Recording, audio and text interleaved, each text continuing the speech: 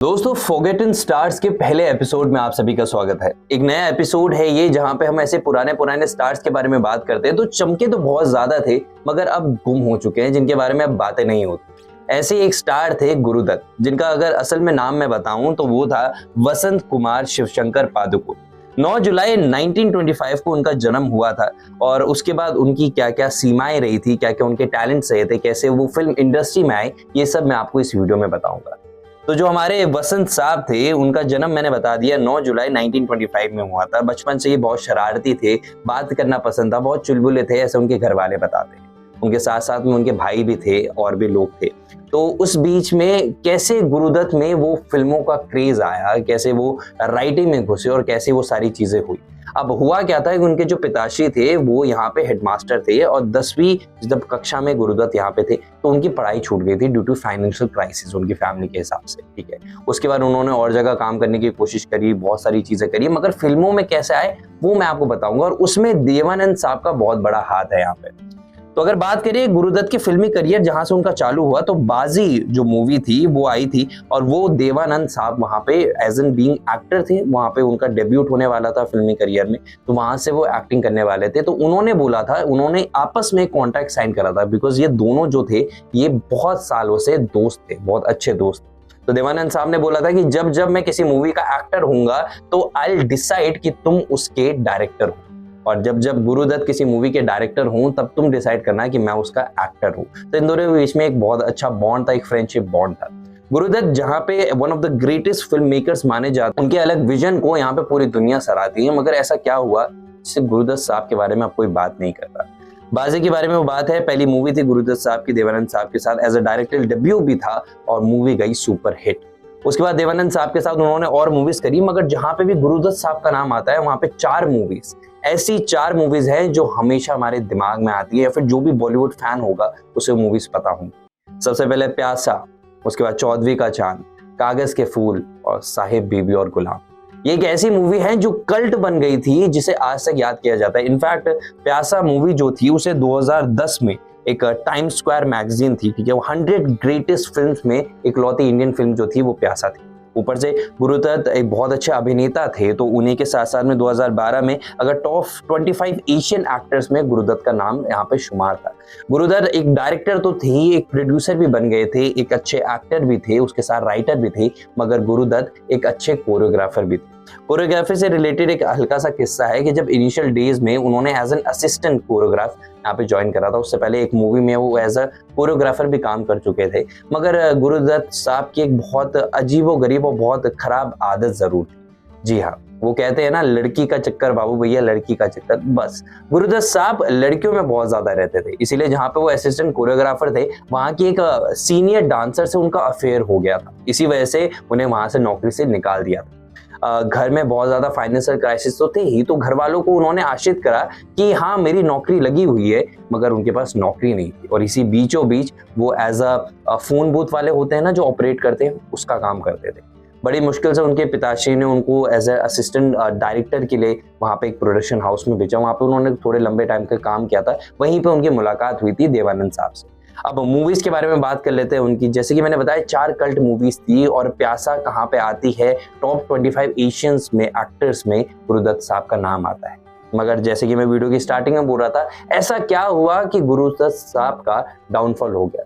ये controversy create हुई थी। जहां तक मैंने बोला कि लड़की का चक्कर तो था ही, उनकी शराब पीने की आदतें भी बहुत ज्यादा बढ़ गई थी। और वो कहते हैं ना कि जब इनिशियल में बहुत ज्यादा सक्सेस आपको मिल जाती है तो इंसान पागल हो जाता है, बावला हो जाता है। ऐसे ही शायद गुरुदत्त साहब के साथ भी हुआ, जहां पे उन्हें फिल्म मेकिंग के लिए बहुत सराहा जाता था। उनके अलग अलग शॉट्स के बारे में, उनका जो विजन था उसके बारे में उन्हें बहुत ज्यादा अच्छा बोला जाता था।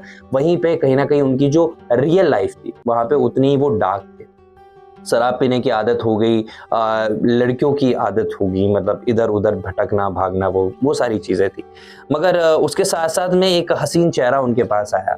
बाजी के बारे में बात थी, जो उनकी पहली मूवी थी, वहां पे वो मिले गीता जी से।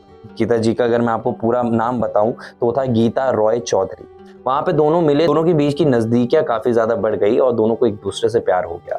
जो रिलेशन था वो 2-3 साल चला, घर वाले मान नहीं रहे थे, फाइनली घर वाले माने और दोनों ने शादी कर ली यहाँ पे। अब गीता जो है वो इंडियन सिनेमा की बहुत अच्छी प्लेबैक सिंगर भी रह चुकी है।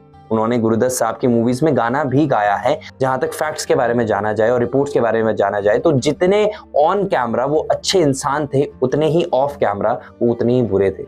ये भी कहा जाता है कि गीता को उन्होंने बहुत ज्यादा रिस्ट्रिक्ट करके रखा हुआ था और बोल के रखा हुआ था कि तुम सिर्फ मेरी मूवीज में गाना गाओगी और किसी मूवीज में गाना नहीं गाओगी। जो उनके भाई है आत्माराम, उन्होंने भी वो भी बोलते हैं कि जो एज अ फादर फिगर अगर आप मैं गुरुदत्त को बोलूं तो कहीं पे भी नहीं थे। जितने डिसिप्लिन वो मूवीज बनाने में थे, मूवीज में थे, उतने ही अनडिसिप्लिन वो अपने घर में थे। शराब की आदत, बहुत भी सारी चीजों की आदत, दिमाग में बहुत तरह तरह की चीजें चलती थी। इसी के बीच में उन्होंने खुद का एक ग्रुप बनाया। तो गुरुदत्त ने एक टीम बनाई, द ग्रेट गुरुदत्त टीम।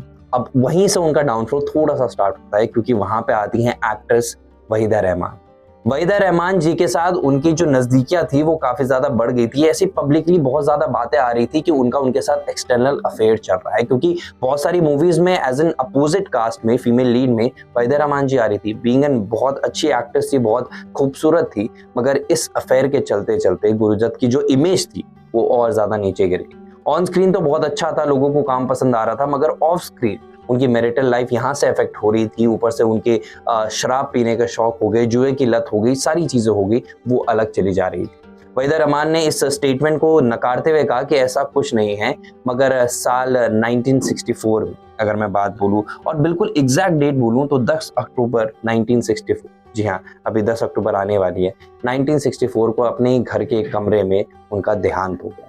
देहांत से पहले जब उनके रिलेशन के बारे में पता चला तो गीता ने उन्हें डाइवोर्स दे दिया था। उससे पहले डाइवोर्स के साथ वो अलग हो गए, उनके बच्चे भी थे, 3 बच्चे थे। अब इसके साथ साथ में बोला जाता है, काफी सारी रिपोर्ट्स है कि उन्होंने 3-4 बार सुसाइड अटेम्प्ट करने की भी कोशिश करी। मतलब आप सोच सकते हैं इतना ब्राइट दिमाग, इतनी ग्रेट मूवीज बनाने वाला दिमाग इतना डिप्रेस हो, क्योंकि उन्होंने 3-4 बार, रिपोर्ट्स ऐसा बोलते हैं, सुसाइड करने की भी कोशिश करी। और जो अंत में वो मरे, कहते हैं लोग कि अल्कोहल की वजह से मरे, स्लीपिंग पिल्स लेने की वजह से मरे, कुछ तो कहते हैं कि सुसाइड करके मर गए वहां पे। मगर इस मौत के पीछे का राज आज तक किसी को नहीं पता। कुछ साल बाद जब 41 से 42 साल की गीता थी तो वो भी एक्सपायर हो गई, वो भी मर गई। और वो भी किस वजह से? डिप्रेशन की वजह से। डिप्रेशन करके अल्कोहलिक हो गई थी, उनका लिवर फेल हो गया था। तो पति के, बहुत सारे लोग बोलते हैं कि पति के गुजर जाने के बाद गीता उम्मीद हार चुकी थी, शायद इस वजह से उनका देहांत हो गया। मगर सवाल ये है उन 3 बच्चों पे क्या बीती होगी। बहुत कम उम्र में उन्होंने अपने बाप को ढंग से देख पाए, न अपनी माँ को ढंग से देख पाए, दोनों ही यहाँ पे गुजर गए। तभी एक बात बोली जाती है, फॉरगॉटन स्टार्स हम इस एपिसोड को कहते हैं कि जो पुराने सितारे थे, जो चमके बहुत थे, मगर अब उनकी रोशनी कहीं ना कहीं धुंधली होती जा रही है या फिर कहूँ खत्म हो गई। तो वो रोशनी थोड़ी जिंदा रखें। हम भले उन्हें इन पर्सन याद ना करें, मगर उनके काम के लिए, उनके आर्टिस्टिक वर्क के लिए हम जरूर उन्हें याद करें। तो ये था episode number 1 of forgotten stars, Gurudutt. धन्यवाद। वीडियो अगर अच्छी लगी हो तो वीडियो को लाइक करना ना भूलेगा और चैनल को सब्सक्राइब करना ना ही भूलेगा। हम आते रहेंगे ऐसे ऐसे नए एपिसोडों के साथ, तो तब तक के लिए बाय बाय।